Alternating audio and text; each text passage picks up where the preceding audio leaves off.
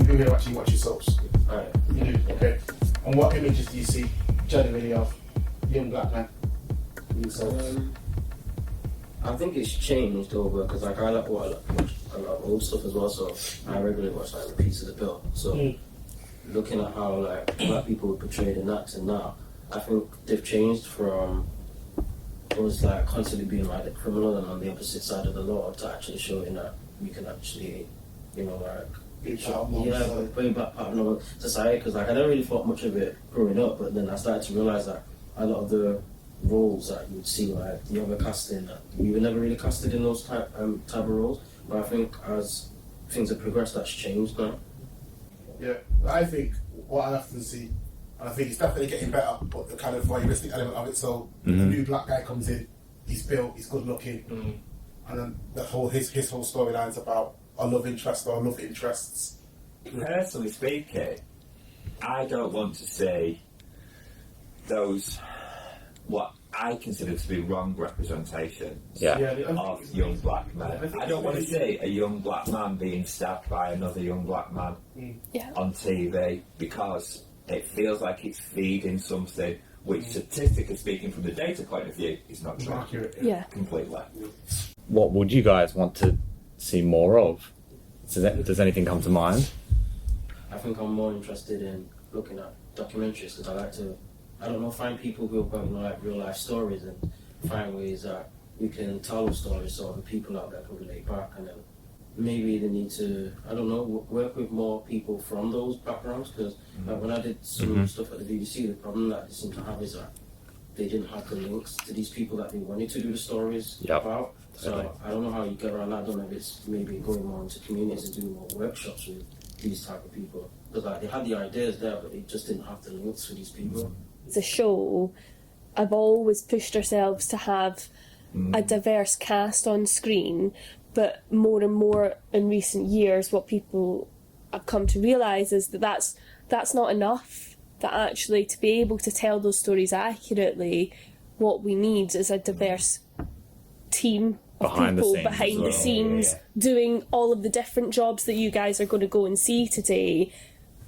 Everywhere should be as diverse as it possibly can be within the production parameters in order to tell them those sorts of stories accurately and faithfully, but also like, why would you not want it like that? Well, totally. That's like the nature of creativity is it's better when people have different point of views and from different walks of life. So that is exactly the question, is like how, and we are thinking about it all the time, how are we making sure we're getting people who wouldn't necessarily think immediately, oh, I'm going to work on TV, and just making sure that we're getting all those different diverse voices, because it'll just make a better show. And that we're giving opportunities, for people to actually be able to find those the way into working in the industry without necessarily knowing someone that already works there or going to university to study a course or whatever. Are hiring the same people and and like you said, I think that idea of going out into different communities more is actually a really great idea. Secondary schools and stuff like that. Yeah, that's brilliant. If you get like small classes of people, because I guess they're probably right in the middle of what issues that are kind of going on, so you get some good feedback from stories, plus you know it might lead to something for them as well. Totally. Think of, or they might never considered going on TV before. That's brilliant. That's a great idea. They don't break down the roles here, so like in school when we was told about media, it was literally film or like art.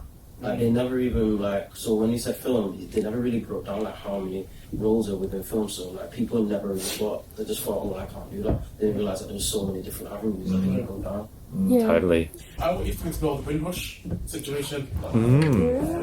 We don't know what Windrush is yet. Yeah. I'd love to see that explored, like, I don't know, through the eyes of a young person that maybe is facing their parents facing deportation as a result of kind of the hostile immigration policy and stuff like that.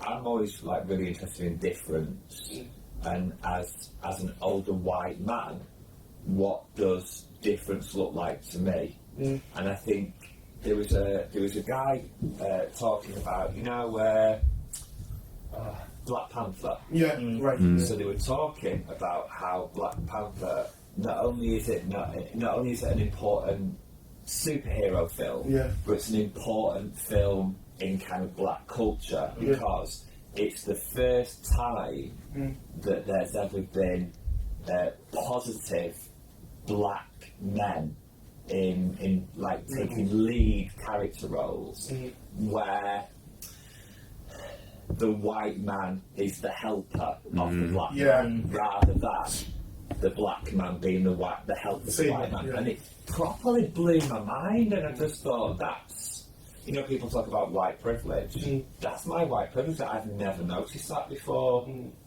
And for me, I think it's important for me, and why I love this project, is because I need to kind of shut up and listen if we're going to make change.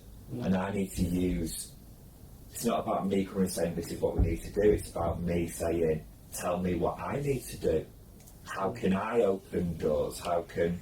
What is it that media companies need to do to open doors, to allow us to start talking about what's really happening in the world? More often than not, we're trying to bust the stereotype. And it's that balancing act of, you know, we've got such a diverse cast, which we really are proud of, but it's not that one thing about you that defines everything about you. Like Courtney's we've got a character who's wheelchair bound, whereas some other soaps might make all of her stories about, oh, she's in a wheelchair, she's disabled, like, and that's her whole life. That's a part of her life. But she's got a serial killer as a cousin, and she's gone drug dealing, and so like it's sort of, I guess, it's sort of like we try to keep our mindset in like first and foremost they're a Hollyoaks character, and they've got all these facets to them, and Steve can be a far right racist as well, and even though he's a gay guy, and you know, so we try and both, I think it's both. It's be truthful to who they are and where they've come from, and making sure we've got the Devereux family, and we're always talking about bringing their Jamaican heritage and how does that influence their life. But you know, what stories can we tell? What's out of the box, and have those things marry? So I think it's being truthful and authentic, but also going that's not just the only thing about them.